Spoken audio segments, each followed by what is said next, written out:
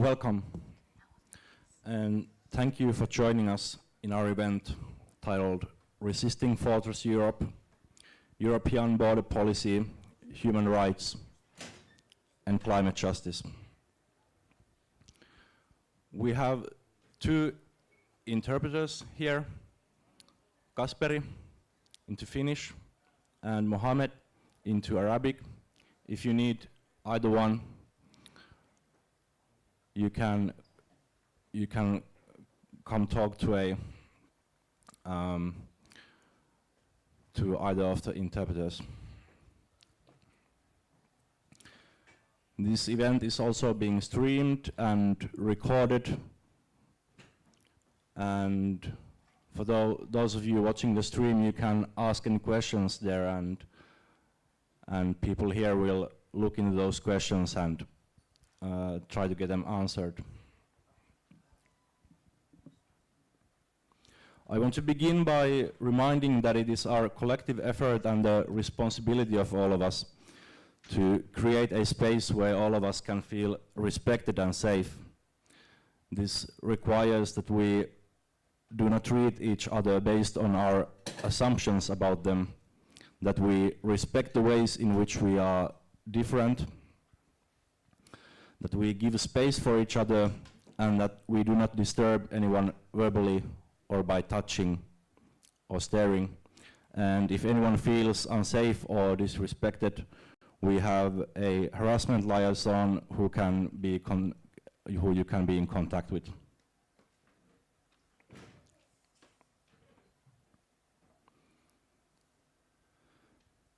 This discussion was planned in a need to analyze and bring forth a contradiction imposed by three intersecting phenomena. They are climate change, human mobility, and border walls.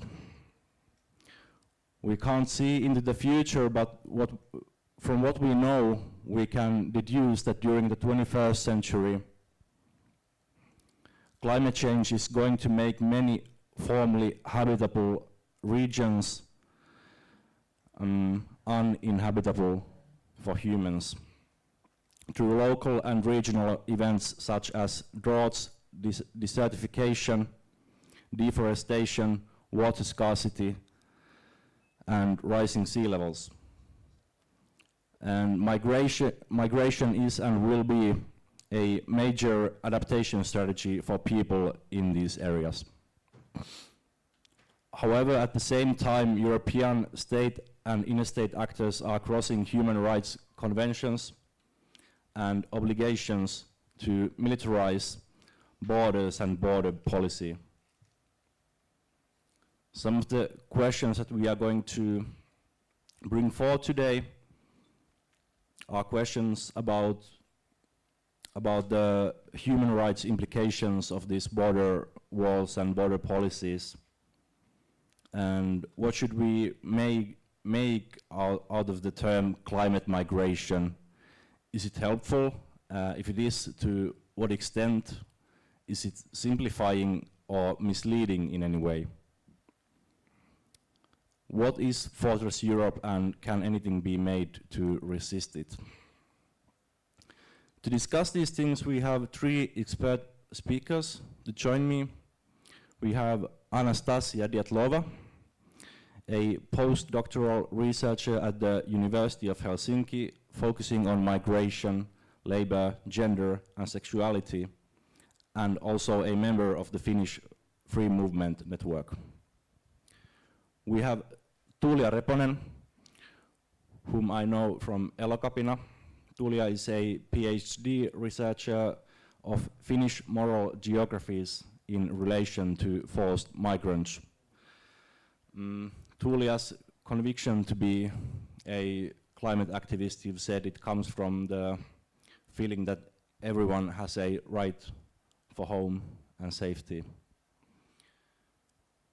And Pargol Miraftabi is an asylum lawyer who in recent years has immersed themselves in EU and Finnish border policy, particularly on the humanitarian implications of border closures and the construction of border fences.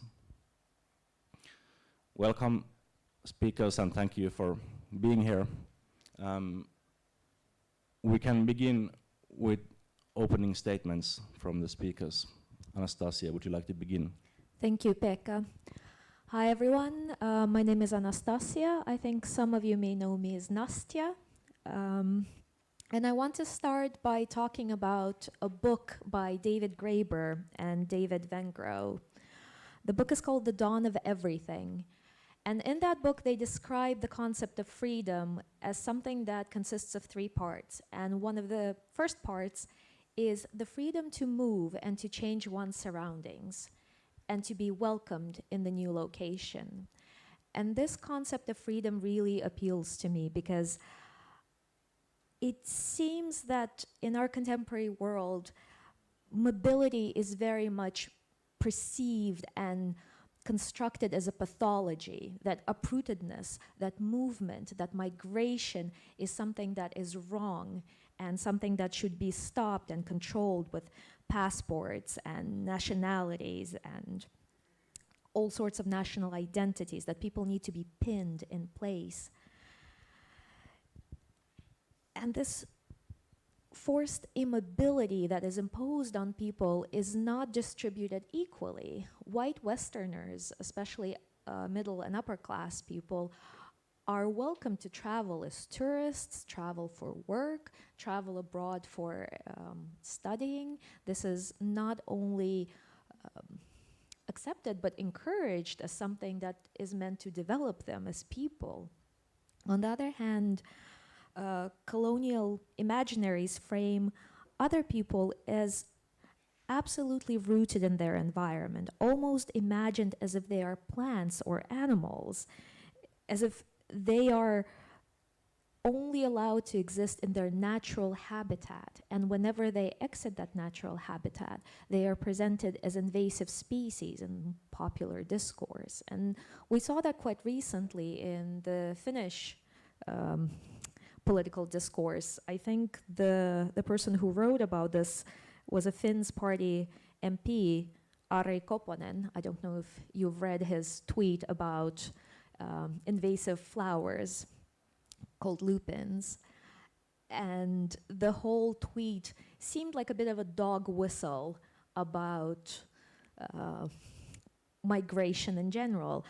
And there are some people who are a lot more explicit about this idea of describing migration and relationship between different parts of the world in terms of ecology. For example, a well-known EU bureaucrat and high representative of the Union for Foreign Affairs and Security Policy, Josep Borrell, recently described the EU as a well-tended and well-managed garden that must be protected from the jungle of the outside world.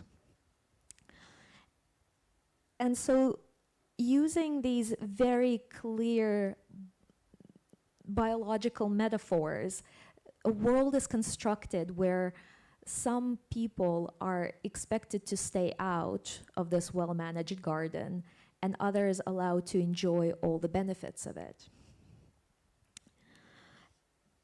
In fact, it's very interesting to look at the relationship between climate crisis and what the EU and some of the other developed countries call migration crisis. Because, for instance, the Transnational Institute, it's a nonprofit and advocacy think tank based in Netherlands, they released a report called Global Climate Wall in 2021. And it showed the difference of resources allocated to climate crisis and migration. So according to this report, 7 of the biggest emitters of greenhouse gases, the US, Germany, Japan, the United Kingdom, Canada, France, and Australia, collectively spent at least twice as much on border and immigration enforcement as on climate finances between 2013 and 2018. In Europe, the budget for the European Union Border Agency, Frontex, has increased by 2,763% between 2006 and 2021. And interestingly enough, the 10 largest fossil fuel firms use the same security firms as nations. So the nations protect their borders, and the fossil fuel firms use the same surveillance and security companies to protect their assets. Going even further, we can talk about how migration is an integral part of destruction of climate in terms of how companies that contribute the most to the climate crisis, so industries like construction, garment industry, farming, they use migrant labor extensively because that allows them to cut their costs and allows them to use labor that is unprotected by laws and regulations. So I know this presentation is a little bit muddled, but I think what we have to touch upon in this discussion today is how different aspects of migration and different experiences of migration become part of the current climate crisis and how we can understand migration through these lenses. And if I have any kind of final thought to my presentation, it's that it's important to think of mobility, of human mobility, as something neutral. It's neither good nor bad.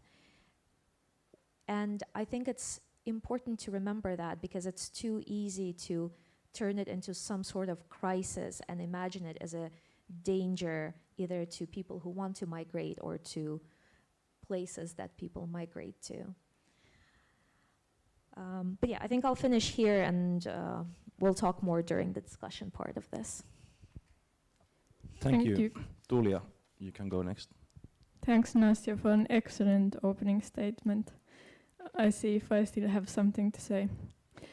What I could bring today to this discussion is the lens of moral geographies. I've studied them in my PhD research in the context of how Finns react to forced migration in the years 2015-2016, when about 1 million forced migrants arrived in Europe and some 30,000 in Finland. So moral geography, what does it mean?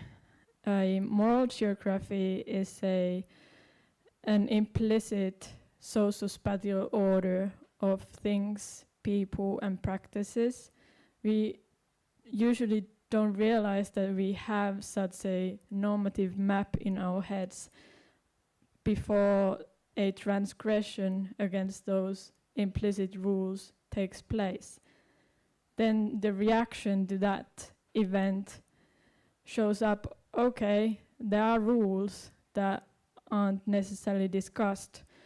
You can see this in all sorts of events. For example, how people react to homeless people being in parks or at train stations. Usually middle-class people find that obnoxious and think that, okay, that person is in the wrong place, they should be somewhere else. And there you have a moral geography. Homeless people do not belong to train stations, for example.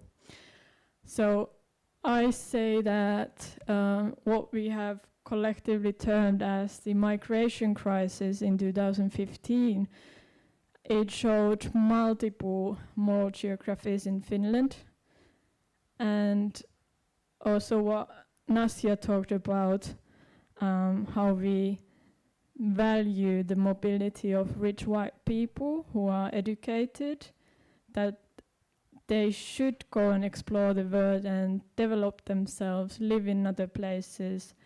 But if they're poor, if they are not white, if they are BIPOC, they should preferably stay where they are put, like where they've been born to, or at least in the home region, and not come to Europe or to the United States or North America or Australia, for that matter. Yeah, so that's my first part of the opening statement, that moral geography is a useful lens to look at this. And my second part of the opening statement is what Pekka already mentioned in my introduction, is that a part of my motivation to be a climate activist is that I believe that everyone is entitled to a safe home.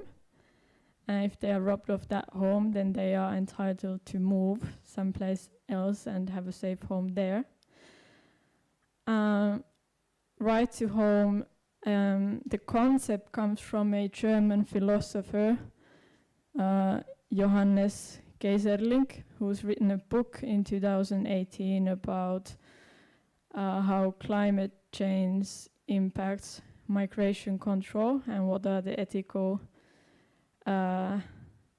questions there. So he's developed an insurance scheme that all moral states should apply to take responsibility in the environmental disaster that they've been all involved in creating. And the basic idea is to pay a premium into that insurance, and if certain places become uninhabitable, then those insurance premiums will be paid into either to increase the adaptation capacity of the would-be migrants, or to pay for the accommodation in other countries if they have to move. Leaning on his writings, I do believe that in an interconnected world where we are like geographically connected, and our deeds in other parts of Finland influence other people elsewhere, like climate gases do, or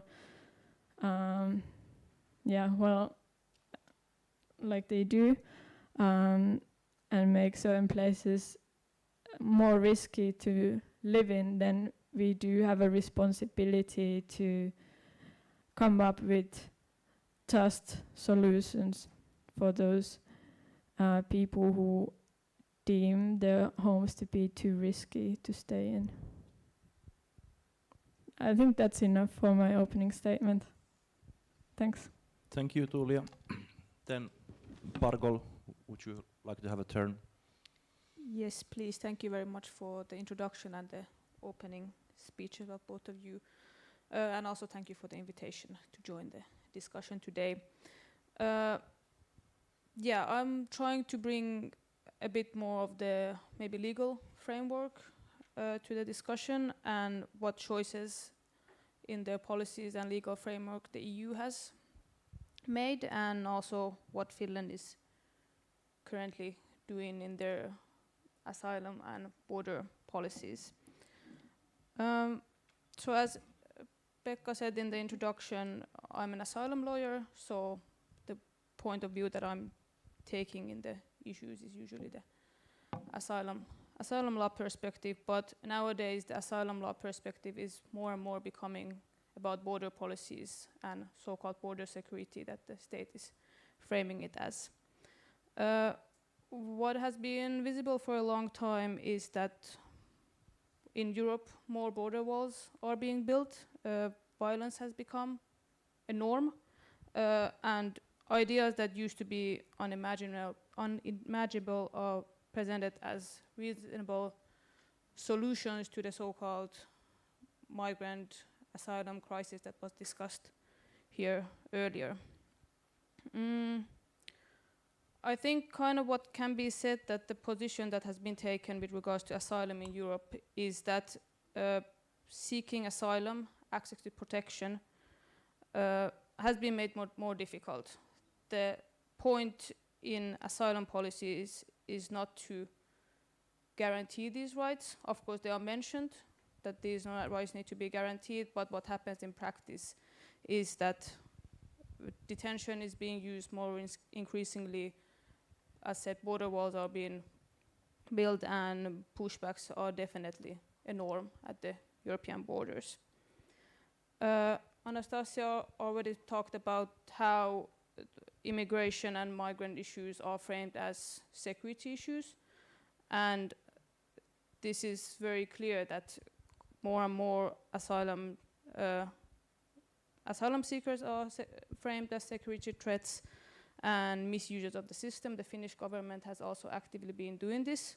So this also means that then when policies are being created, laws are being proposed, the rights of asylum seekers are not in the center of those policies.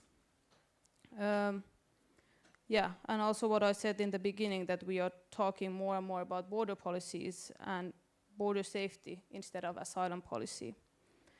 And this makes it possible to militarize borders, externalize asylum seeking, and normalize the violence by authorities at the borders. So if you would be framing asylum policies and talking about asylum policies as, well, asylum seekers as people, as human beings, I believe that the policies that we would be creating, what the government would be creating, would be much more humane. The violence and death at the European borders aren't a new thing in a way, and this has been going on for years, and I feel that every time I'm researching something, I end up in a situation that I end up reading a research or a study or something about the situation that, or a practice that has already been happening at some part of the Europe in some form. So the things that we are seeing at the European borders, at the Finnish borders, they are not necessarily new. So it's important to follow closely at what has been happening before, when we are looking into the policies that the Finnish government is currently creating. And I think what needs to be said is that the death and the violence happening at the European borders, it's an active choice by the EU and its member states. So they could be choosing much differently, but this is a choice that has been made. And for example, now we have the new European Pact on Migration, and there as well, the focus has been on returns, on detention, undermining the right to seek asylum, despite the EU knows very well the negative human rights implications of these actions. And then still a bit about how all of this legislation is put into place. It wasn't maybe a long ago that I still had a pretty firm belief that we have core legislation that shouldn't be touched, and it cannot be undermined.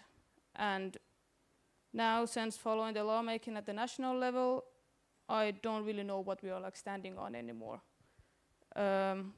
With this, I'm mostly referring to the pushback law, but to be fact, this trend has been going on earlier as well. And I think now with the pushback law, the government is proposing, well, no, not that I think, but what is happening is that the government is proposing a law where seeking asylum is prevented, and if someone has managed to enter the Finnish territory, there will be pushed back. And I have been meeting MPs and trying to talk to them not to adopt this law. And to me, it has been astonishing that it's not enough to say that this is against the core principles of human rights and refugee law, and this cannot be adopted. It's illegal. And the fact that the security talk has fully taken over. And with that, I always ask that whose security? I don't really feel secure with people being stopped at the border in inhumane conditions. And I think what is important with all of this is, as I said, like firstly to follow what's happening at other countries, because our politicians are not coming up with completely new ideas. Some of the ideas are completely new, but some of them have already been happening for a long time. So it's important that we learn from other countries and see how we should react. And a second very important thing is monitoring. So we would see what is happening at the borders, what are the implications of the laws and practices that the government is presenting.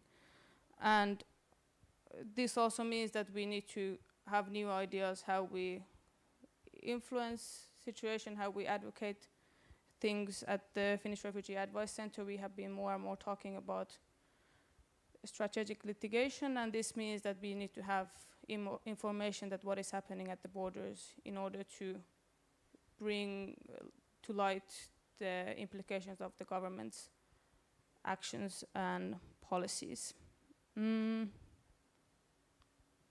Yeah, I think that's maybe from my opening statement, and I'm looking forward to the discussion that we are going to have.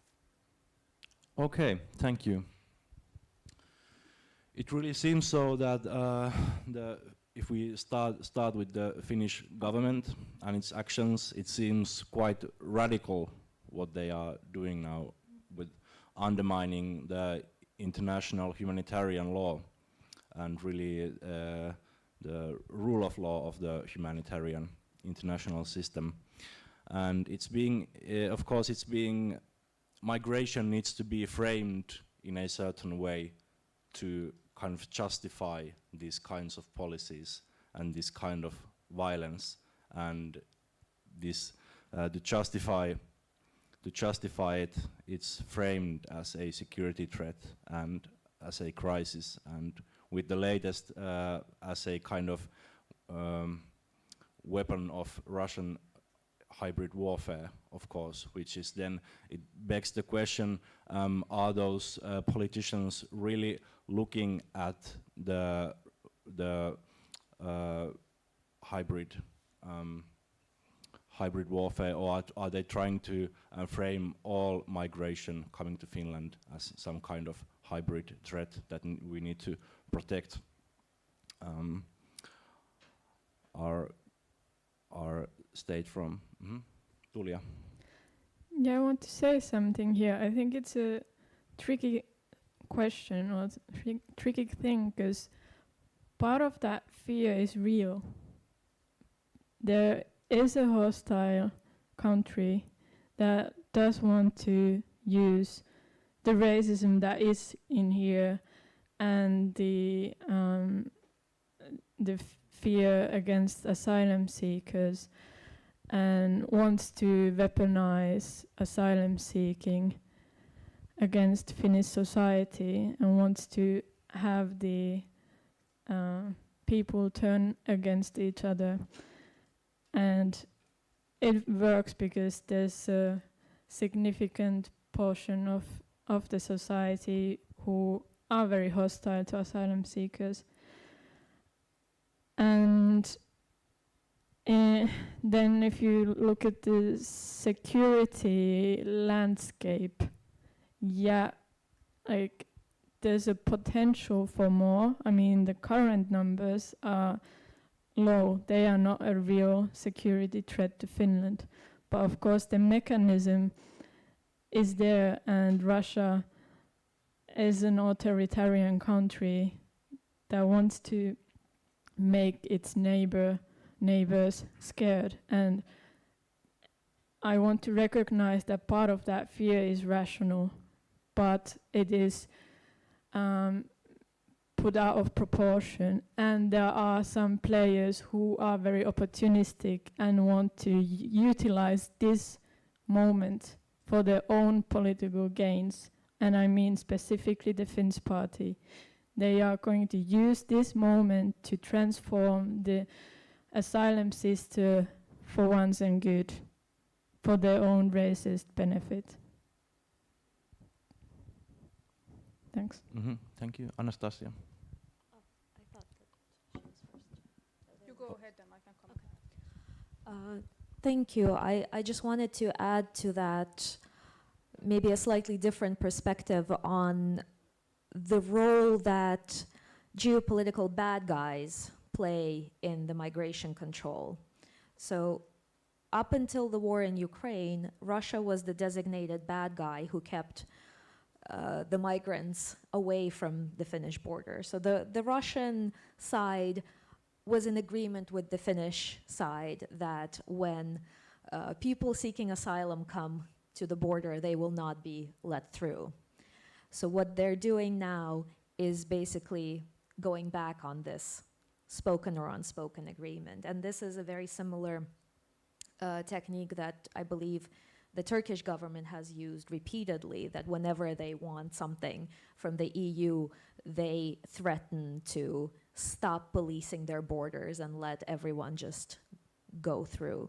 So in that sense, we also have to think about how these designated geopolitical bad guys are useful for EU to present itself as a space of law and order and humanitarian values, because they can outsource all the nasty bits to these international bad guys. And in terms of security, I do understand that Russia is very much using this as a form of threat, but it's also using it as a form of propaganda. It is a very useful propaganda tool showing everyone else that EU is hypocritical, that Finland is hypocritical, that their values when it comes to migration are not real, that it's just words. And so it's kind of damned if you do and damned if you don't kind of situation, that like it's understandable that Finland is worried about people who might cross the border, or the fact that Russia is very much using these people to create and destabilize Finnish political discourses. But they're also using it quite successfully as a propaganda tool against Finland and the EU. And just as a humanitarian issue, we have to think about the fact that if these people are pushed back into Russia, Russia might not let them in. We have to remember that Russia is not the kind of state that will care one jot about the lives of these people. We have every reason to think that they will just be shot somewhere in the woods when they try to come back. And if they do come back to Russia, what kind of life awaits them there? Like, what kind of life do we condemn these people to? Considering how Russia treats its own citizens, we have to remember how it treats migrants. And believe you me, it ain't pretty. Thank you. Pargol. Yes, if I can still add to this, I think there are a few things. I would maybe take a few steps back, because first of all, or in my opinion, like a lot of we don't actually know what the Russian government is doing. A lot of the information is classified information, and we don't know what this hybrid attack, what this instrumentalization, what does it actually mean? Does it mean that Russia is not asking anymore for specific documents to enter Finland, or does it mean that they're actually bringing people, or what does it mean? I've had the chance to talk to some asylum seekers who have crossed the Finnish-Russian border end of the year and the beginning of this year, and they are painting a very different picture as to what is going on. Of course, I have only spoken to like 20, 30 people, so that doesn't give the full picture as to what's going on. And I don't mean to say that what the government is saying is not true, but what I'm trying to say that we don't actually know, or I don't know. So that's why I wouldn't jump to the conclusions that, or maybe what I'm trying to say, that I think we should go back to the basics of asylum law again. Like, people have the right to seek asylum. It doesn't matter whether they are being instrumentalized or no. And if we look at the country of origin of a lot of the people who have come to Finland, there are people who Finland sees that they are in need of protection.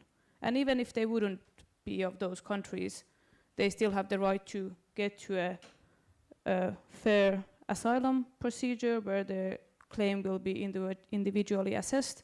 And after that, if the outcome is seen in a way that the Finnish government says that no, you are not in need of protection, then we have different procedures for that. But I don't think it's that useful to go to the conversation is like whether this is a hybrid attack, whether this is instrumentalization, and just go back to the core principles of the human rights obligations that we have. Like as the Finnish government, they have decided to be party to these certain conventions. We are party to we are member state of the European Union, even though the Pact on Migration has a lot of problems.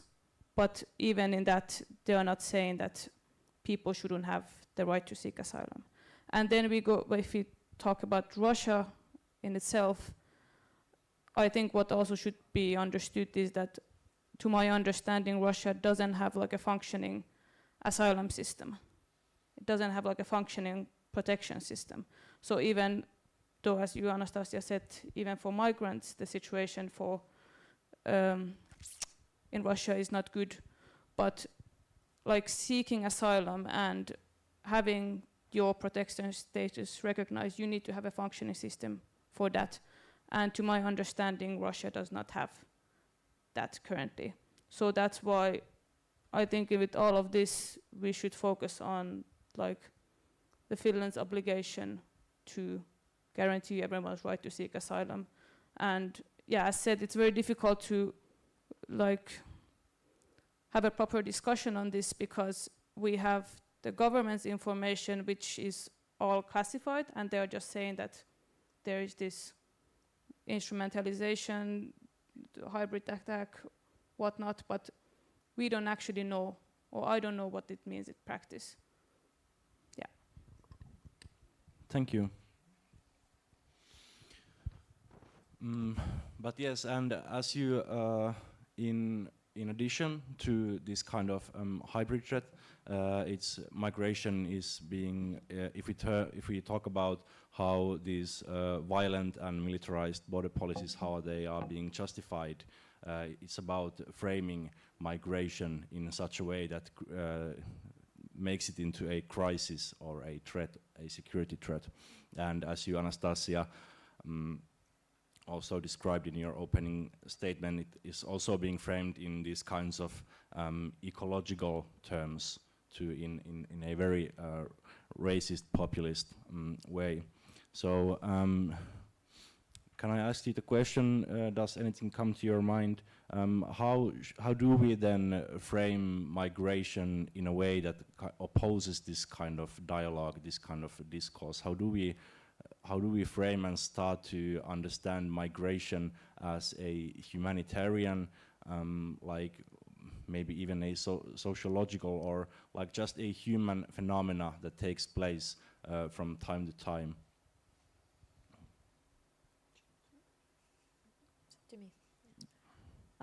Yes, thank you for the question. Well, as I was saying in my opening statement, I think it's very important to understand mobility as just part of the human experience. That I think it's very important to remember from a sociological and historical perspective, it is part of how we live as human beings, that we move from place to place. And there have been multiple attempts through history to try to pin people in place, and like Tuulia and I've talked about the idea of vagrancy laws, that it's not just about migrants but also the national population that very often is controlled through different laws to try to pin people down and make sure that they stay put in the places where they are expected to be or needed for labor or for some other reason. How do we go beyond this kind of crisis thinking? I mean, in general, it is not a great way to think about something as a crisis because it tends to push us to act in irrational and inhumane ways. I think generally, like whipping up hysteria. I'm sure most of us remember the 90s where there was the satanic panics and all sorts of social crises that just ended up being harmful to everyone involved, and it didn't really solve anything. Either the crisis was entirely imaginary, like with satanic panic, or things like war on drugs, where it's essentially a hysteria whipped up that has no end in sight and just ends up in incarceration of huge numbers of people. So kind of thinking of migration crisis as a crisis is a problem, and we have to try and think of mobility as part of the human condition. And I personally do agree with this idea that mobility is an important part of life for all people, and it should be something that is available to as many people as possible, preferably to everyone who wants to move, as long as they get to move more or less voluntarily. I think it is the fact that some people feel like they have to go elsewhere is the problem, not the movement itself. So I guess I would say that maybe my co-panelists have some more thoughts. Thank you. Tuulia? Yeah, it's easy to agree with that mobility should be a voluntary choice for everyone to make. Yeah, what is structurally behind is global economy. And it tends to happen that capital accumulates in cities and people move from the countrysides to urban centers across the world. So I am one of those people who did not stay in the original small town in East Finland because I wanted to accumulate education, higher education, and it was not possible in my hometown. Would I have moved if I had more choices in my hometown? I don't know. Yeah, so that's structurally a big part of the migration decision. It's like, can you fulfill your dreams? Maybe that's not even what everyone asks, but that's definitely a question to many, like, can they attain the education that they want to pursue? Or does the place have jobs? Or can they go to hobbies that they like in that place? Does it have cultural offerings? If it lacks these things, then people are more likely to move out. If they can. Not everybody has the means to move. And that's actually something we have not thought about yet today, that there's also immobility that we don't talk, or like it's there. Some people would like to move, but they can't, they don't have enough money. They have too many responsibilities to take care of the siblings, for example, in a large family, or they are in like small farming and they have so many tasks that they just have to do to like put some food on the table, so to speak. I think Anastasia's response about how to talk about migration in non-crisis terms was excellent, to accept it as a part of life that is not necessarily a wow thing that everyone must have, or a pathological ill that should be avoided at all costs. Maybe I want to poke some climate activists here, myself included here, that recently Elokapina put up in the Instagram that every 10th of a degree is going to increase climate refugees. Or maybe we should not put things in so black and white terms. because we don't know it that we can't say it like that okay, more warmth will make more climate refugees. I mean, the basic logic is there that if places become uninhabitable, then there's a strong push to move to someplace else or move outside of the country. But what I would like to talk about is like environmentally influenced migration, where environmental factors are part of the complex decision matrix. So it's not the over-determining factor, but it's one important factor. And it might not even be acknowledged by the migrants themselves. They might not know it. They might, the environmental factor might come through in the possibility of attain a living in that place, and if that's harder or impossible, then they might move. And the reason that they would know to give is that, okay, I wanted to get a job. They would not necessarily say that I moved because of climate. That's actually a rare thing if you look at research. It's a rare thing to be so aware of how climate affects your personal decision to move. Do you have something?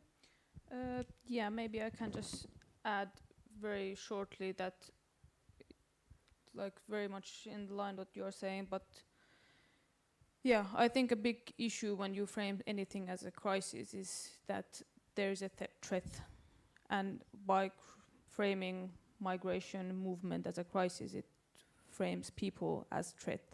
And when you frame something like that, then again it goes back to the security discussion, and it allows countries to do a lot of things without proper justification.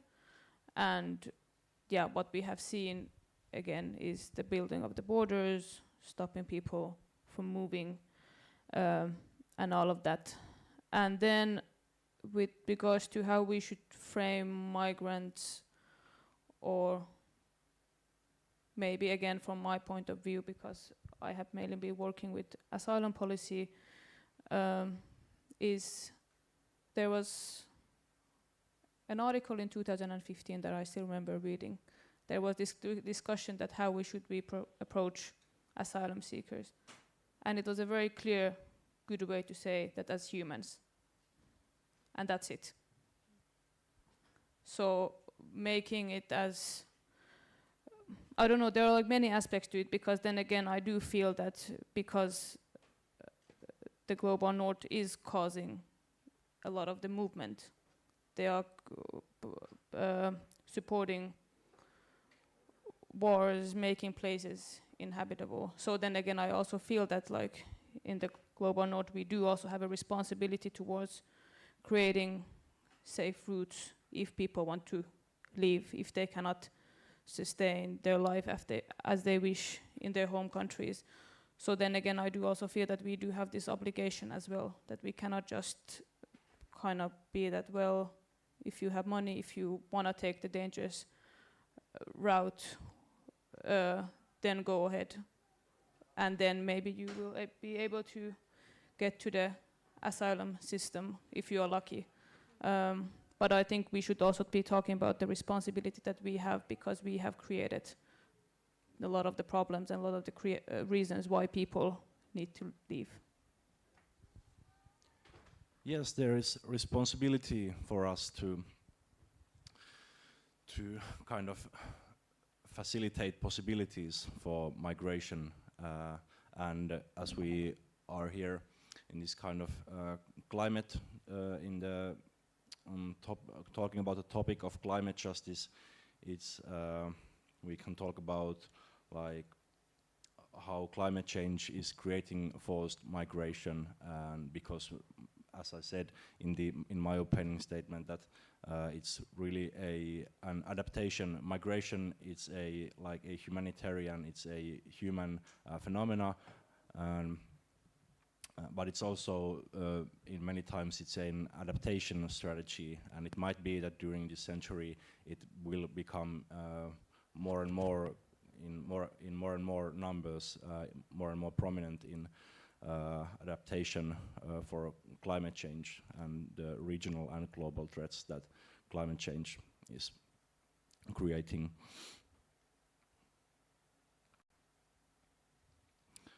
And then we can, if we, when migration is framed as a crisis, there's also a question about what kind of migration, from where is it that's created as a crisis. If we look at 2015, there's definitely the framing of migration as a crisis. It's not, yes. And then after the Russian invasion of Ukraine, when lots of Ukrainian migrants have come to Finland after that, that's not framed in the same way as a crisis. And there's already frameworks and practices to really welcome those people. Tuulia. Yeah, I think there's a clear moral geography there, that we imagine Europe as a place of democracy and human rights and safety, that war should not take place in Europe, and if it takes place in Europe, we have a responsibility to help stop the war, but also like help to accommodate refugees in Europe. But if war takes place outside of Europe, it's part of the normality of that place in our imaginary geographical map. That like those places are violent, those people are used to it, that we don't, I'm generalizing here, not everyone of us here thinks like that, but there's enough of people thinking like in these terms, even if they don't admit it, that Middle East and Africa are perceived as failed states and places where violence is part of a normal everyday experience. And it does not mean that Europe has something to do there. The colonial history is not acknowledged at all, and how like European states have participated in those conflicts, or how they supply weapons to warring parties in many of those conflicts, that responsibility is denied. Yeah. And to your point about Ukrainians, yes, there's a scheme, there's this scheme of temporary residence for forced migrants has been placed for many years, even a decade or so, but it has not used before the Ukrainians. It was there, it could have been used for the Syrians and Iraqis and Afghans, but it was not, because it was not recognized, needed or legitimate, or yeah, I'm not sure why. That those are my guesses. Do you want to say something? Yeah. Well, to me, I don't know. It's very clear in my mind why. Is because the other people are brown and black people, and then Ukrainians are white. So to me, it's in a way like very clear, because also even after temporary protection was used for the first time, then the war in Sudan like took, like, how do you say it in English? Kiihtyä, like, yeah, So it could have been used with the Sudanese people as well, but the decision was not taken.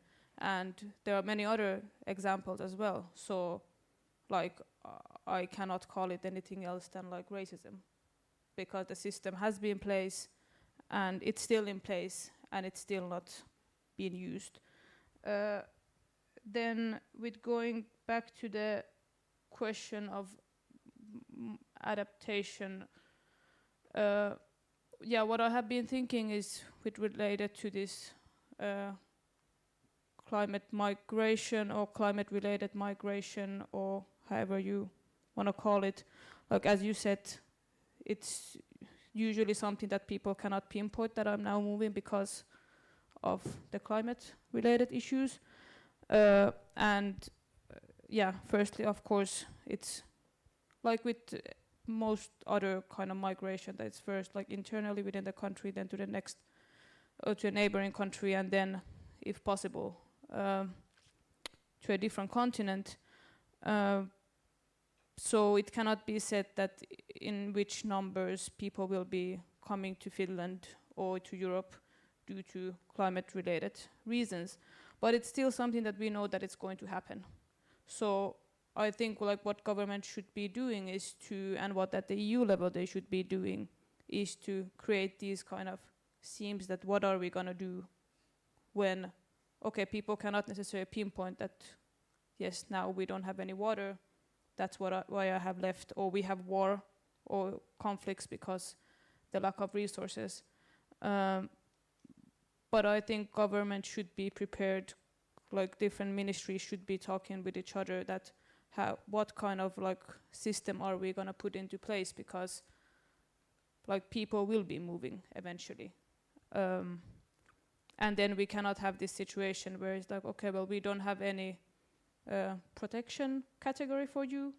Like you are not refugees, you cannot receive temporary protection, you cannot receive subsidiary protection.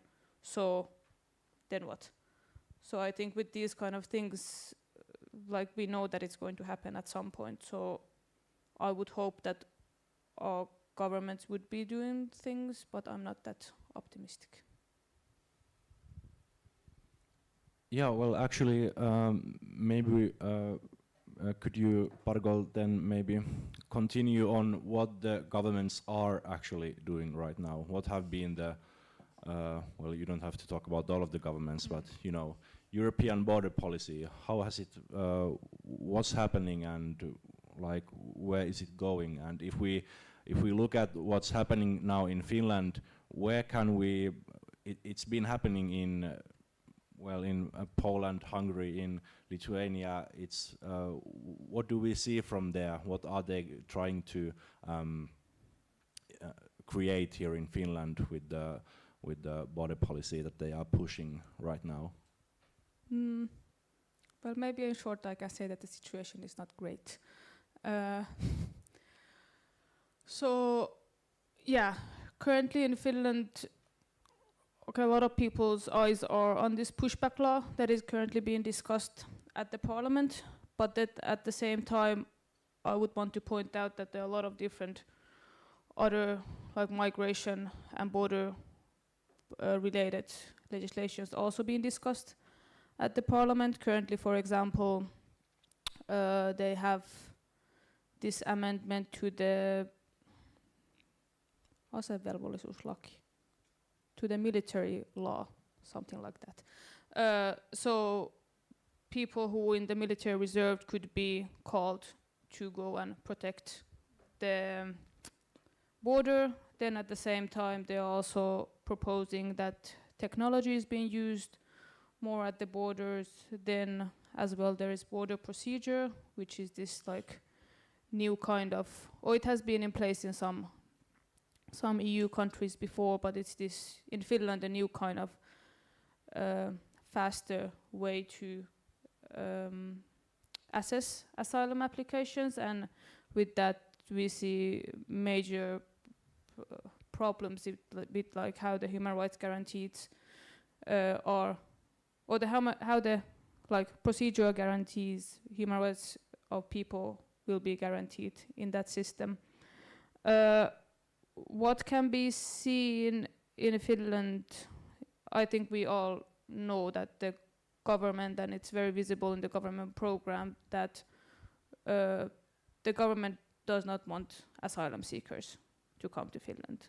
In the government program, there is this very clear sentence where they say that they aim to minimize seeking asylum from the Finnish borders.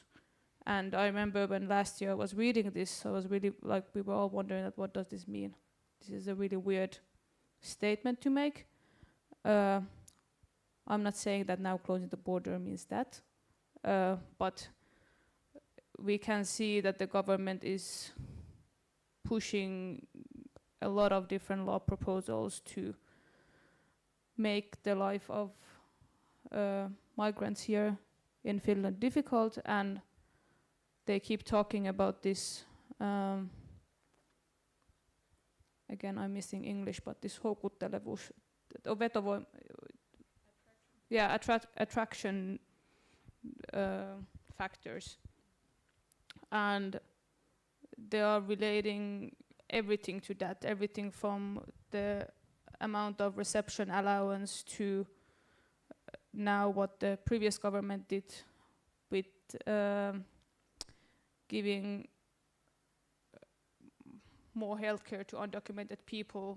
That also is now again framed as attractiveness factor. So I think in, like as a summary, it can be said that people from outside of Europe are trying to be kept out.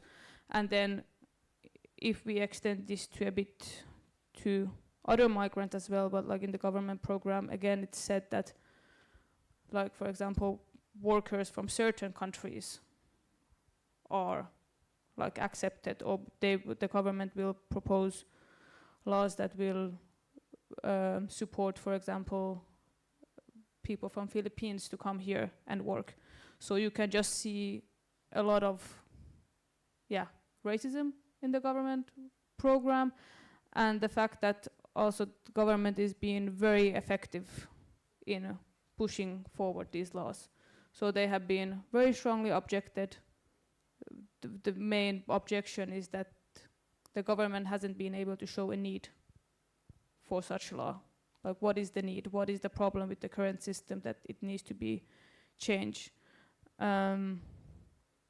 So yeah, in total, I can just, or in summary, that in Europe, in Finland, but as well in Europe, like what is being done is detention is being used more on returns, or the focus on returns is more, as said, the right to seek asylum is not in the center focus of the policies. So we are really, I'm not saying that we have been a very like human rights like centered country in this regard, but we are really going to the complete opposite. So it really seems that well, if I make one quick remark about the Russian intervention in Finnish politics, maybe it's clear to see now that if Russia sees that it would be beneficial for them, for Finnish politicians to kind of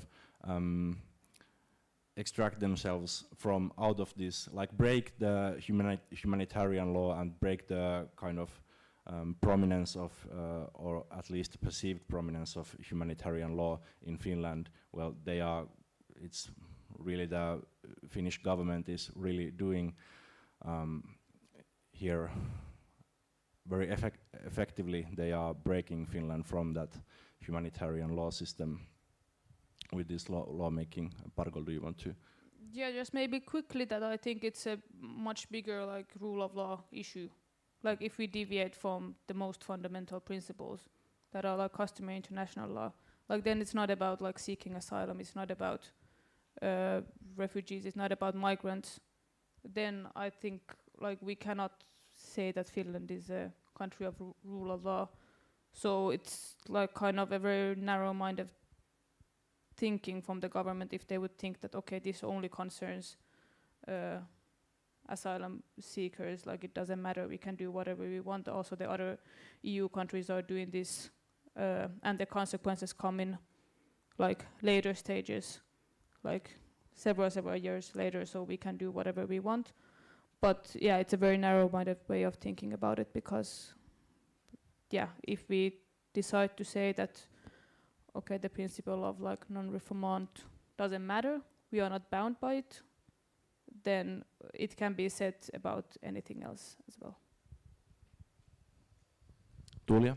Just a short remark there that I agree totally with Pargol there. And what I'm hypothesizing in my own PhD research is that this refugee case shows us how the liberal order is crumbling, and it is one thing where there are more and more politicians and parties believing that, okay, we don't need to abide by international law. What are the next things? What are the next human rights that we can forget about? I mean, it is dangerous, and we should be aware and protect rule of law, and not only when it's us, but before. Like, be aware now and not let things happen. And you said it very importantly that we don't know what is happening in the hybrid warfare situation. We get a frame through newspapers, but mostly those files are classified, and there's no democratic debate in Finland. What are the decisions based? And it's also a bit shocking to see that the institution inside the parliament that is supposed to uphold constitutional law is saying through its chairperson that it does not matter what legal experts in constitutional law say about this exceptional law, and it can be in violation to Finland's international responsibilities, and their opinion on this thing doesn't matter. It's very shocking. We don't have any other instance in Finland that could repeal the law. We don't have a constitutional court in Finland. The constitutional, what's the word in English? Perustuslakivaliokunta. Constitutional committee is our only safeguard in Finland that the laws that the parliament passes are constitutional.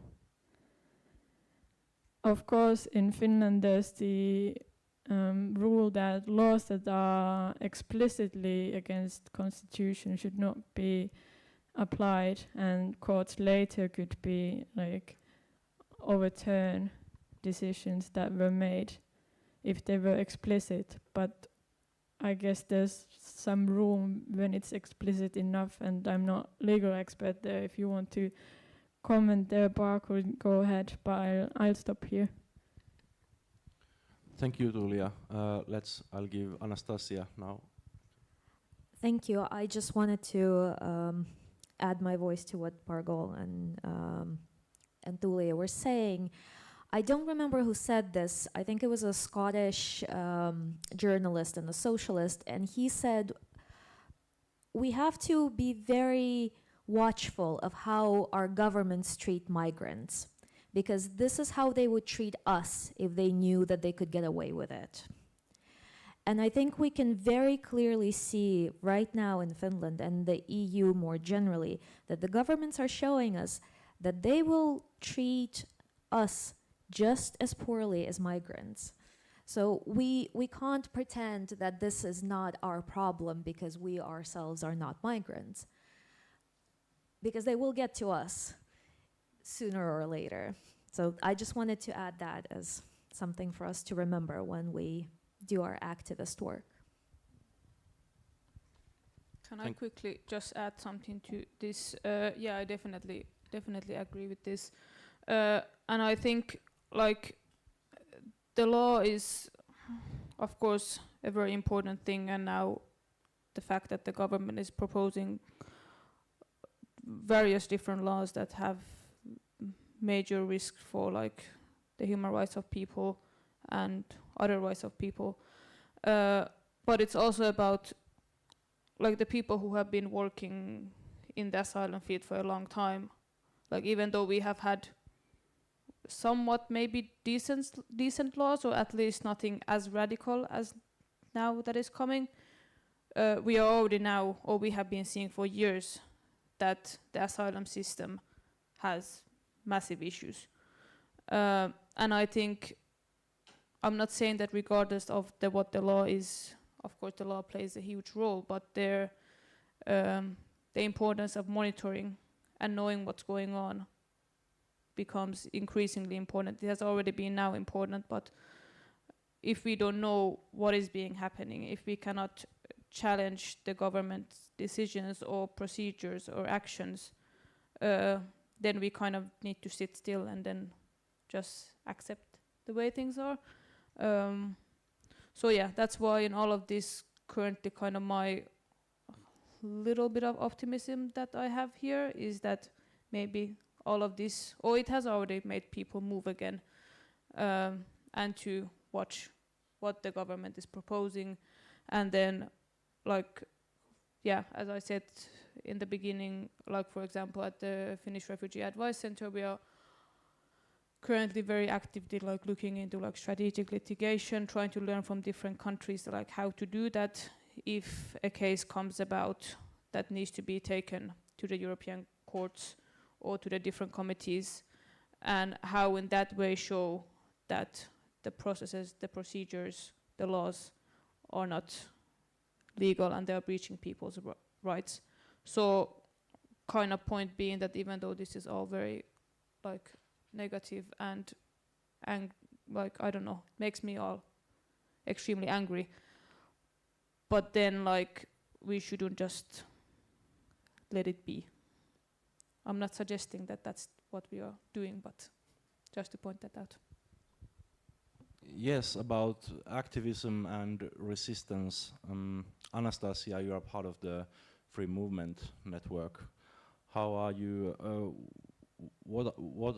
How do you see these possibilities for this activism and resisting, and how do you situate the framework or the network which you represent here? How do you see yourself with this network against the border policies and violence that we are talking about today?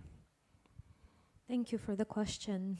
I mean, there's a lot of things that can be done through activism. There is protesting, there is campaigns, like education campaigns that try to reach as many people as possible. There are letter writing campaigns to your MPs, because remember, like, the government does work for us. Whatever they think, you can actually write to them and tell them that they're doing a terrible job. But I think as activists, what Pargol was saying in her opening statement, that a lot of the things that the government is doing is unimaginable.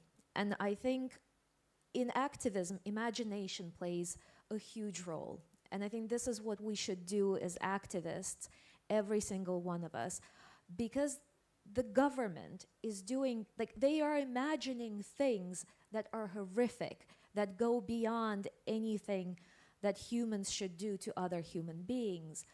We have to use our own imagination. We have to imagine better ways and better futures. And the way we can do that, I think, is by talking across different lines of activism. We have to make connections with other groups who work with different issues, with different questions, with different with different issues. So basically, like organizations like Elokapina getting more connections, not just with the unions in Finland, but also with different migration groups and communities, to work together and imagine a future where we can all live a better life, to imagine an alternative to this horrific future that the government wants for us. Thank you. Thank you. Pargol. Yeah, just a quick addition to this. I fully agree with this. Like today at the office when I was saying that I'm coming to the panel, a lot of reacted in a way that they wouldn't have thought that Elokapina would be organizing such a panel. And I think it's so important that you are the one organizing this, because all of this is extremely intersectional, and it cannot be like a small group trying to achieve something, because it doesn't affect just a small group. And I think also with Finland, like a little bit what's different, for example, if you compare Finland's situation to like Poland, Latvia or Lithuania, is that like Finland is a massive country. Our border is 1,300 kilometers. So when I was talking to some colleagues from Poland, that like, for example, how did they found kind of the cases to take to the European Court of Human Rights or the EU court, it was through first humanitarian aid. So people were just helping people, assisting people at the border, and through that then the lawyers came in because they got information about what's happening. So yeah, I'm not saying that everyone should go to the border now or do anything there. That's not the point. But in a way that, yeah, people are needed. We'll need a lot more people who are interested in these issues, making voice about the issues, and yeah, just trying to somehow make sure that the worst case scenario like doesn't happen, or if it happens, then what do we do next together?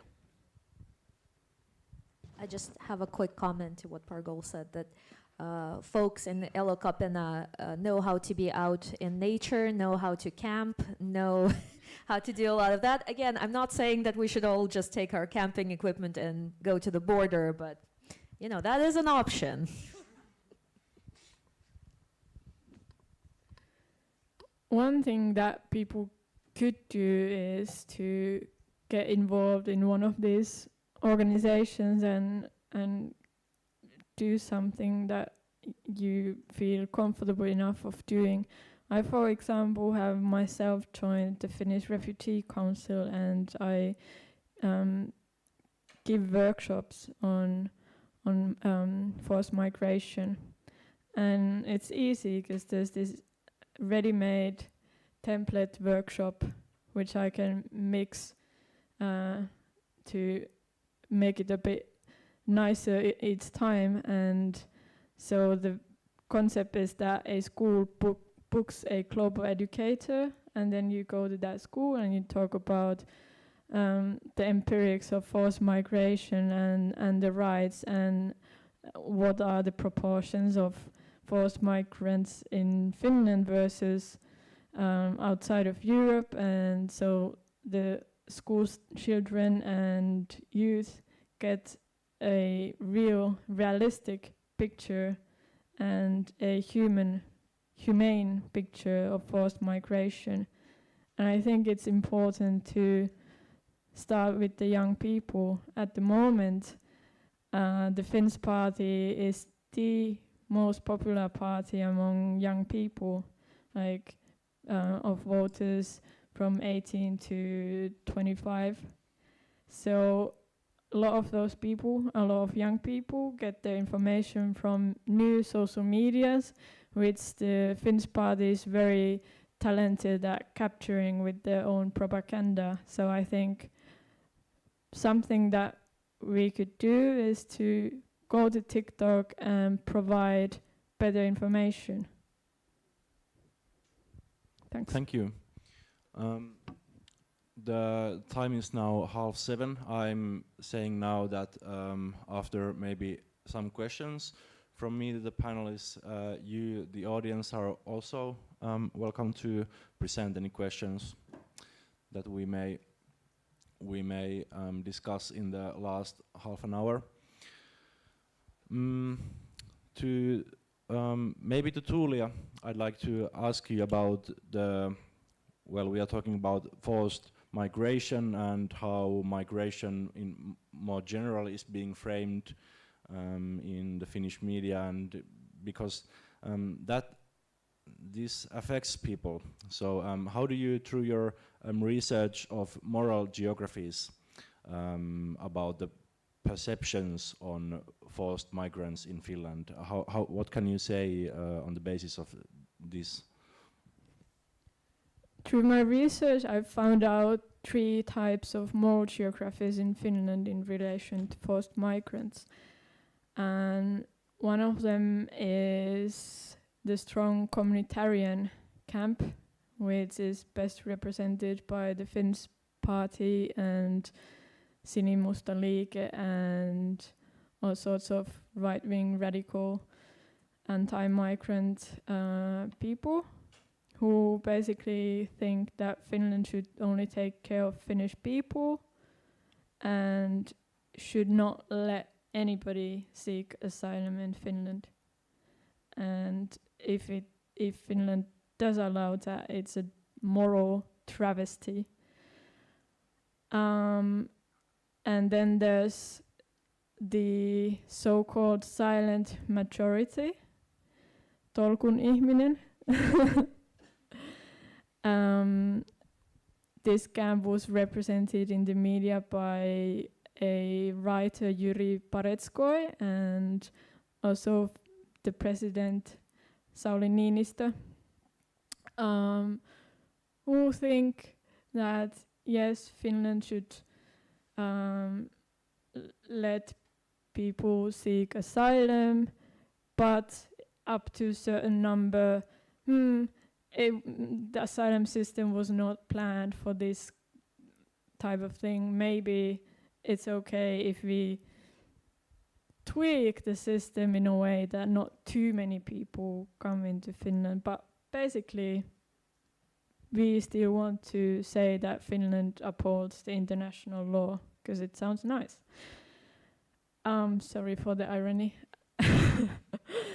And then there's a third group, which I call, that group I don't call tolkun ihminen in my research. I call them weak cosmopolitans.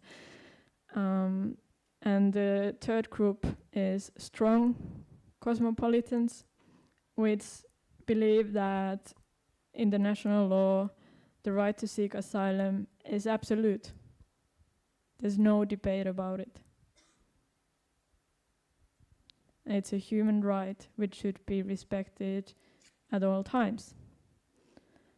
And Pargol has put it in words in so many times during the debate, so I don't need to explain this position anymore.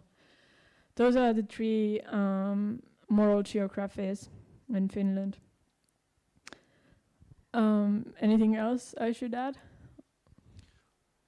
Well, not really. It's there was this the silent majority that you talked about, the weak cosmopolitan.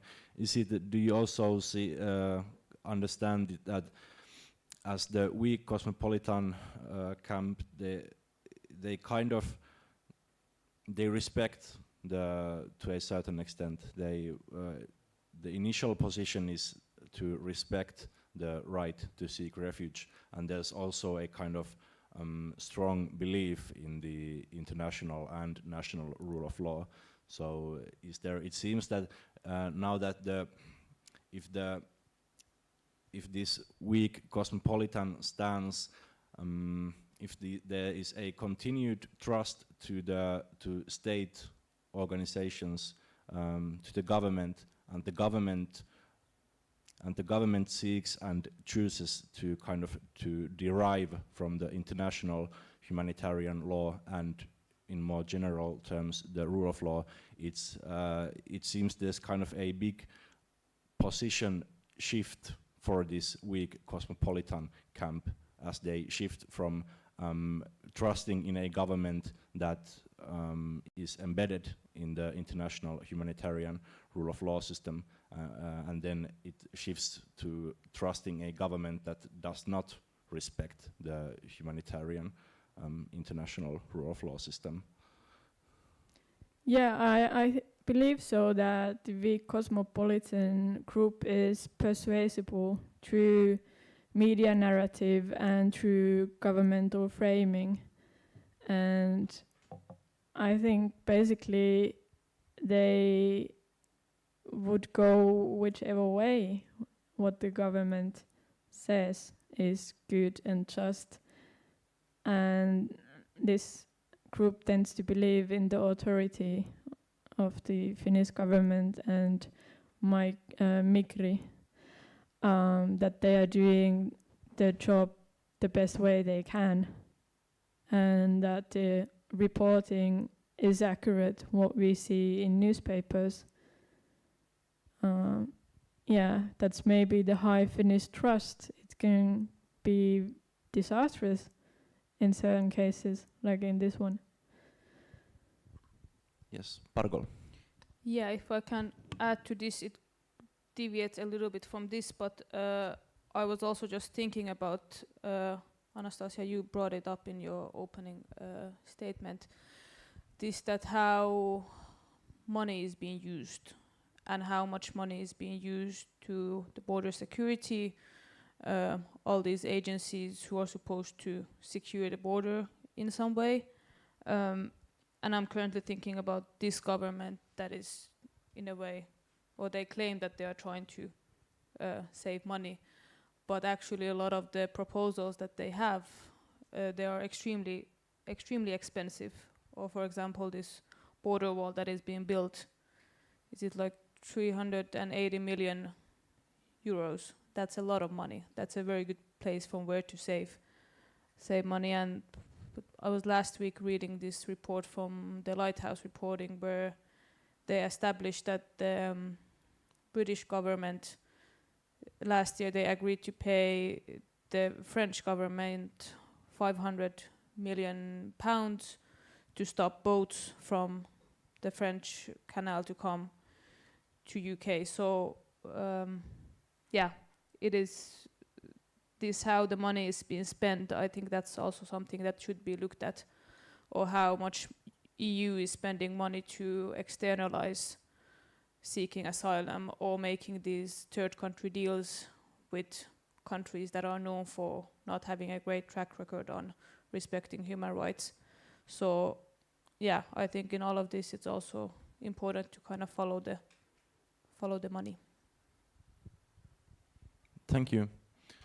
Now to ask the audience, is there any questions there? Yes.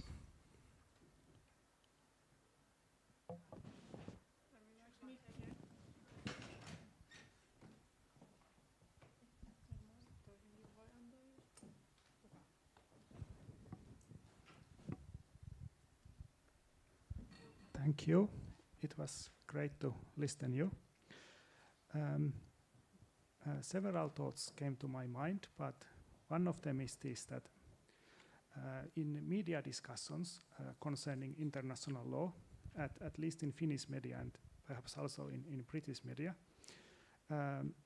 it seems to me that it's usually forgotten that rights presuppose also duties. And this kind of absence of discussing duties that correspond with certain rights, it seems to me that it serves very well certain political groups or moral geographies, if we like to call them in this way. Because when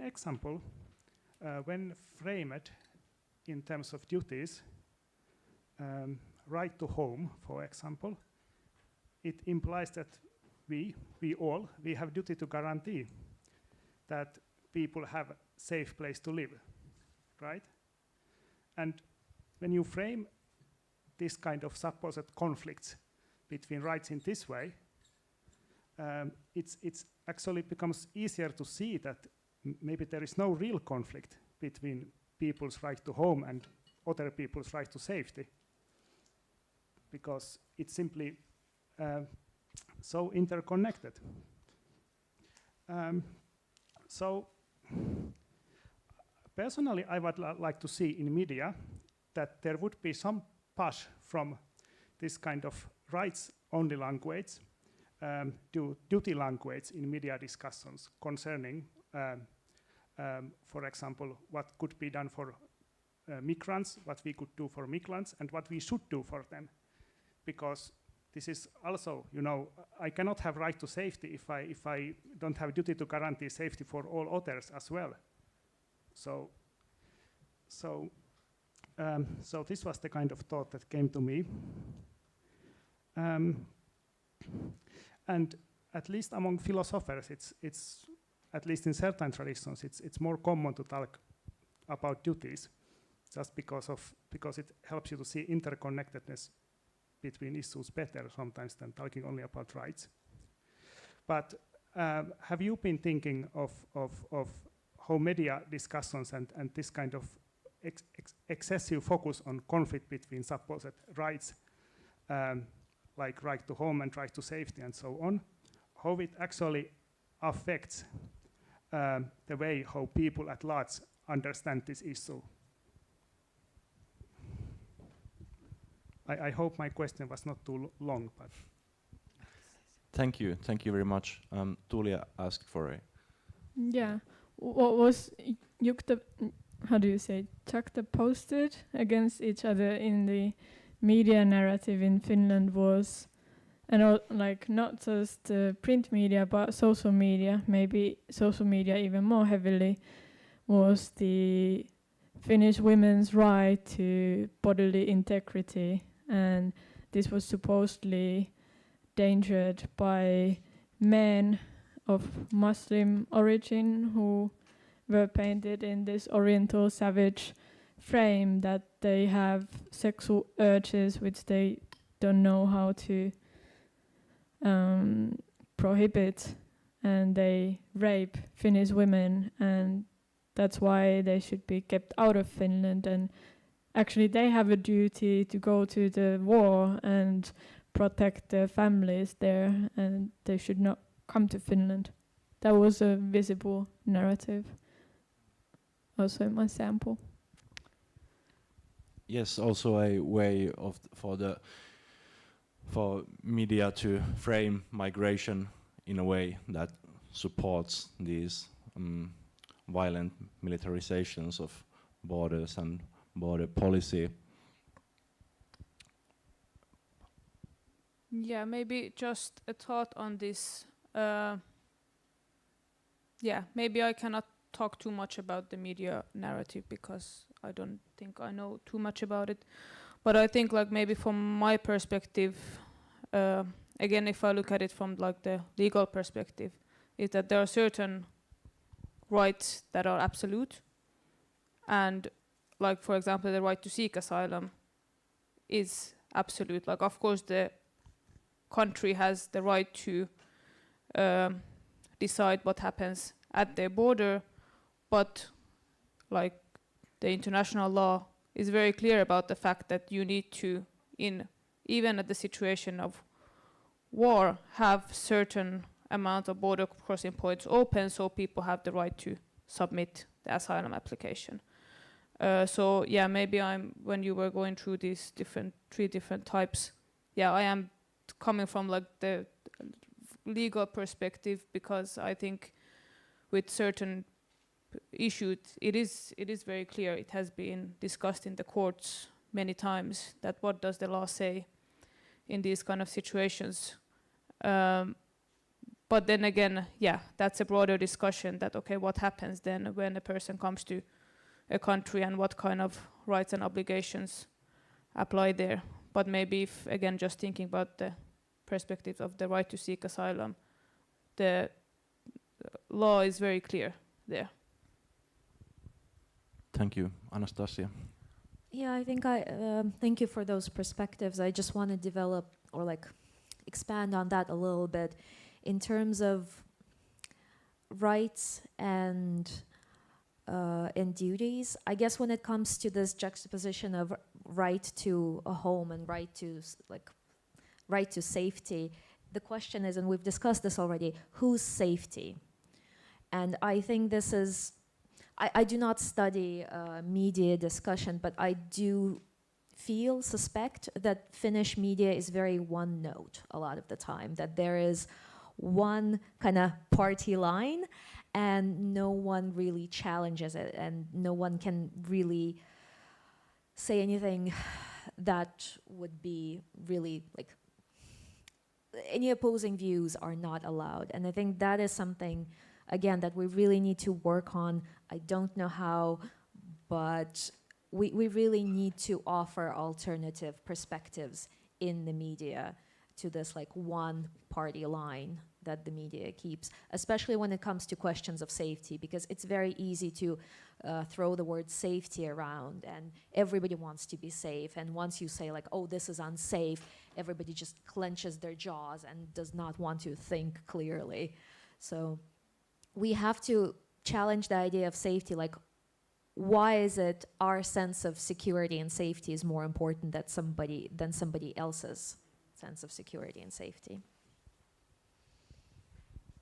Yes, and it's also very telling about how it's framed as a security threat, that at our borders there are people like some of the most, well, usually very vulnerable people that are being framed as this security threat, and at this moment not even so many of them, and then they are framed as a security threat in such a way that it justifies the kind of walking over the implications of humanitarian law and international rule of law, and also justifies the spending of money with such a government that's trying to kind of bases their support in saving money and saving the economy, but it's such a small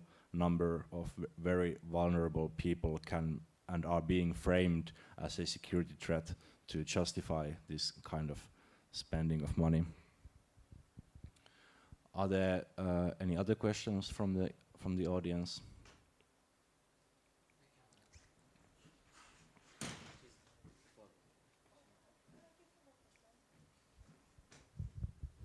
Hey, thank you very much.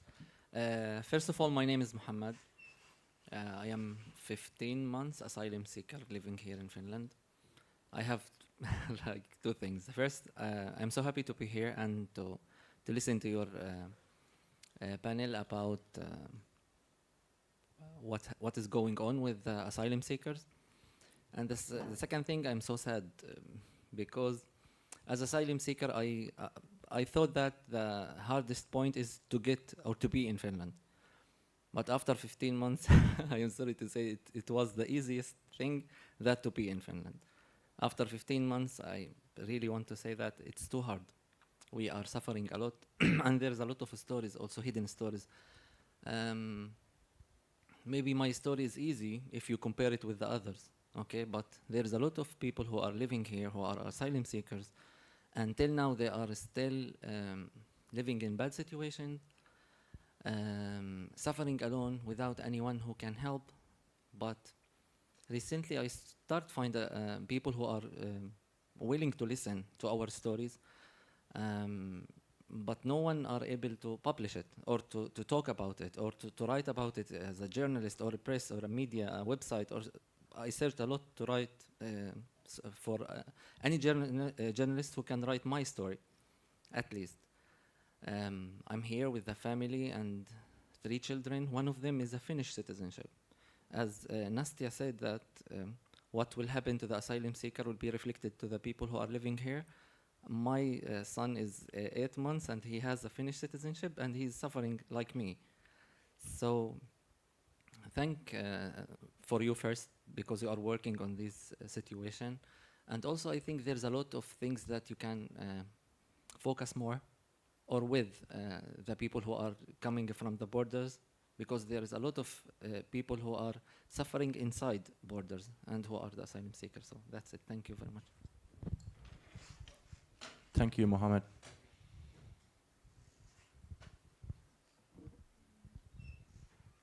Yeah, thank you very much for this.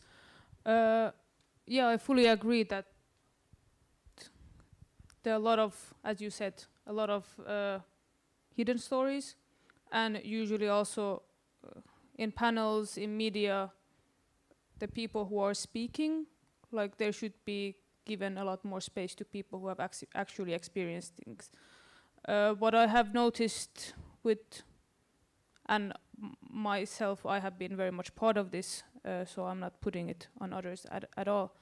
But there is this thought about trying to, in a way, create this some sense of like, not safety, but this idea of like asylum seekers are in uncertain situations, so they shouldn't necessarily be talking to the media, which I don't really agree with, because if an asylum seeker is portrayed as a human rights defender, then such a person is given voice.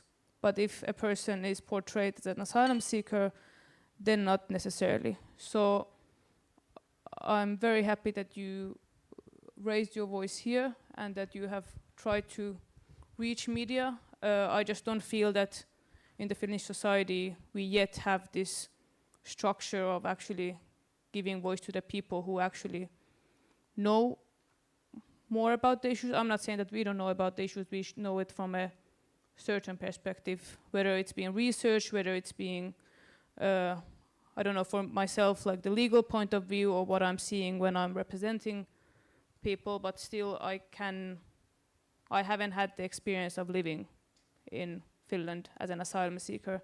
So I think often in many of the conversations, many of the most valuable voices are being left unheard. Thank you so much for sharing your experience with all of us. And I think as a point to,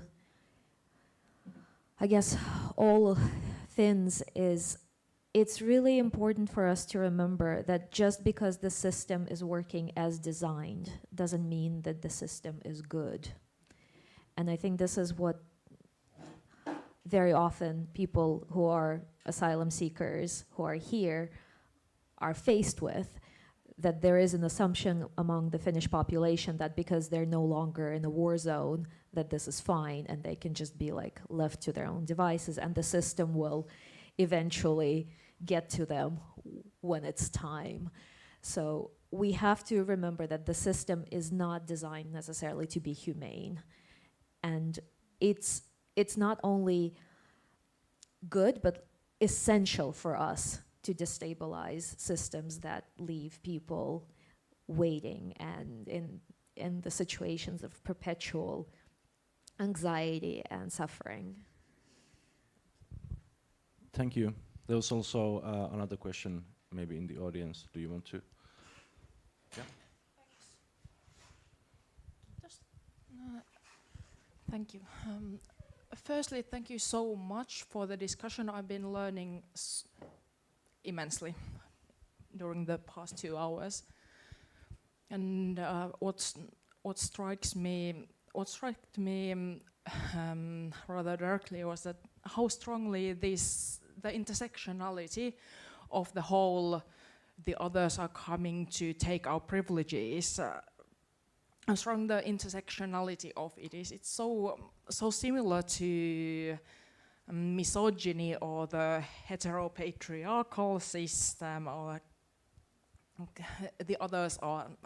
It is very easy to, very sad, but very easy to think that as I have this privilege, whether or not this is earned as a white person born in Finland, native Finnish speaker, educated from middle class, so that I do not want even imaginary threats on my precious privileges. I do not think that I have grown past that, but that is a rather common way of thinking, even though in the not far right, like people who think of themselves as good and humanitarian characters. And what I was thinking that was, what I wanted to ask was the legality issue actually, as I think we all know that what is legal is not necessarily moral, and what is illegal is not necessarily immoral. There's this,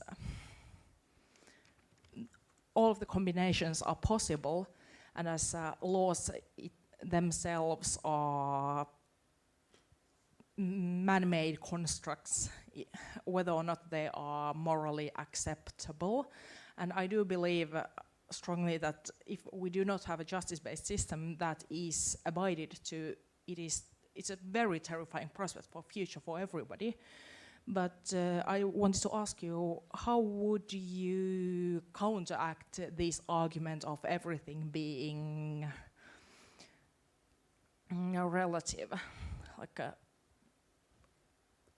as usual, many times I see the need and desire for exact, very quantifiable arguments, like how would an engineer solve the humanitarian issues without any doubt and without any room for questioning.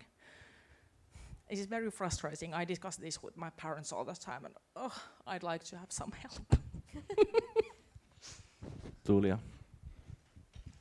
Yeah, what I did not say earlier is that moral geographies are formed in a struggle of power, and those with the most power to define the moral geography get to say what is the socio-spatial order in this country or in other countries. So there are different moral geographies, and they argue from their perspective why that is just.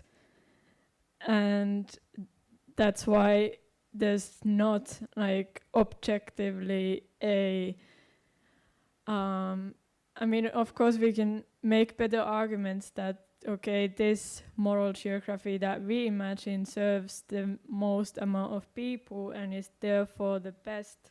But if they have the whole premises set in a very, very different way, like starting from I don't care if most people are happy or live a decent life. I believe in a hierarchical society, so-called the power of the most apt people, and that's supposedly how the nature works, and that is just because nature is divine truth. Then you're just not going to have an agreement because the premises are so wildly different. But of course, I agree with you that it can be very, very frustrating in those debates. Even if I can't provide you with an answer, keep struggling.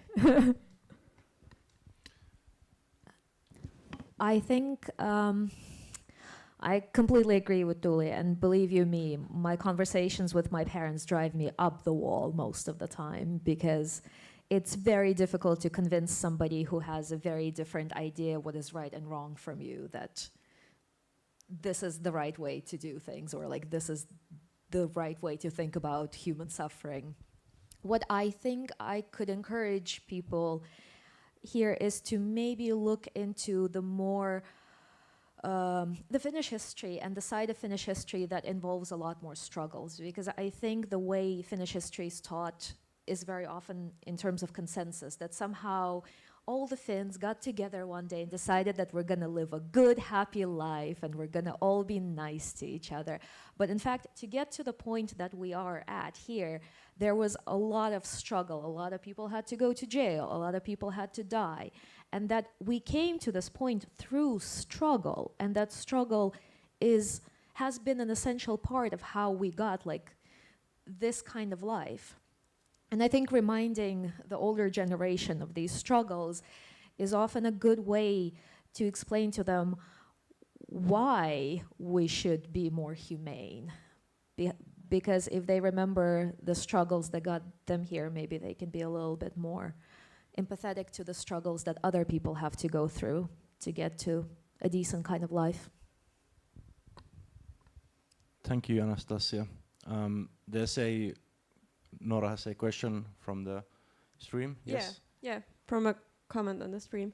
Anni Kulmala asks, this is such a complex issue, and it seems like an information campaign is needed to begin to change the underlying issues, racism and more. Question to panel, what ideas from your expertise do you have for this? What would it look like if you had the resources needed to begin to shift people's attitudes in Finland so that we would demand more from our representatives? Thank you. And may I, we are starting to close on time. Maybe we can make this into a kind of answering this question into also some kind of concluding remarks. And I think that Anastasia, you already, what you said was really beautiful in that sense, but I'm now giving space for all of you to answer the question and also to conclude this panel. Yeah, if I maybe start. I think it starts with speaking to people. I think it starts with speaking to the people on the street, speaking to asylum seekers, speaking to migrants, because you can keep giving, create campaigns where we are talking about the issues, but if people don't get the emotional connection, I don't think, I can't say that nothing is gonna switch in the mindset. But what I have now, for example, with my own advocacy or the advocacy that I have been part of, I don't know anymore kind of what works. As I started in my opening statement, is that before it was that I could say that, okay, we have these legal principles, frameworks, some of them are good, some of them are bad, but at least we have something that to kind of nojata, lean on. But I think changing people's minds, it needs emotional connection. So just connecting with people, talking to people, seeing people as people, and then hopefully the switch will come from there, because, or I don't know, I guess it needs a lot of different kind of aspects, but I think that's something that is very severely lacking, like the human connection and talking to people and hearing the different experiences, and as you said, like the hidden stories. So that's gonna, I think that would at least change one mind at a time. Thank you. Do you, Tuulia, want to continue? Yeah, what I think was already addressed here is that we need to hear the stories of actual forced migrants and put their needs and hopes and fears in the center and make people connect with the stories of forced migrants.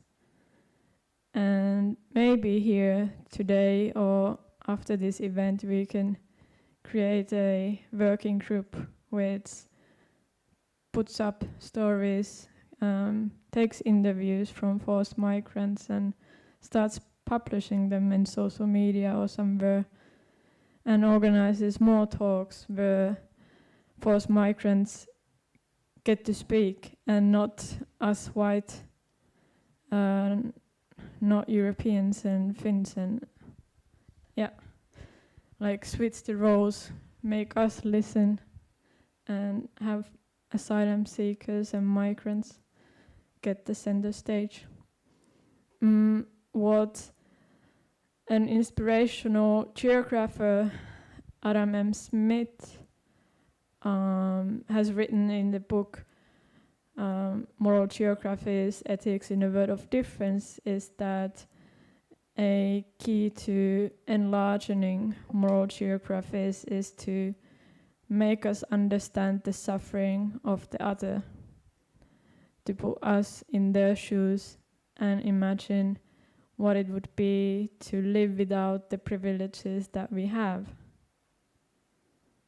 And that through that feel closeness and make them part of our moral geography. I think that's my closing remark. Thank you so much. I agree entirely with Pargol and Tuulia have been saying. I guess I would just add that it is very important to connect with other activist groups, but what I'd really love to see personally, there was an artist I knew a while back, and he said, "I am so tired of being exhibited as an asylum artist. I wish one day I would be exhibited in Finland as an artist." And I think this is something that is absolutely essential, to not constantly make those who migrated into this other, that to give them space to just be themselves, not migrants, not forced migrants, not vulnerable people, but people who have dreams and hopes and desires, and give them room to do those things, find ways to help them, open up these spaces for them that are so closed, for them to just be human. Thank you. We are out of time now, and also the discussion has come to a conclusion, I'd say. Thank you so much for our guest speakers, for participating, for answering my request, and thank you for the audience. We encourage everyone to struggle against the deterioration of humanitarian right, and we encourage everyone to struggle against the status quo that is leading to regions becoming uninhabitable. For example, for those of you who maybe are not part of Elokapina or have not participated, I'll inform that tomorrow Elokapina is going to have a demonstration in Helsinki at least, and during the later week as well. If you want something more relaxed to do, you can come on Wednesday. There's movie screenings on the Senate Square. We encourage you, everyone, to participate in any way you want, you feel like, and then become part of the struggle, the resistance against Fortress Europe or any similar forces. Thank you.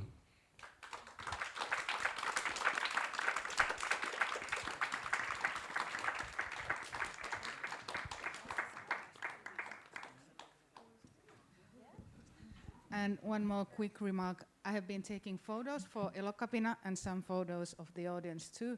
So if there's somebody who wishes not to be seen on Elokapina's social media or things like that, please come tell me.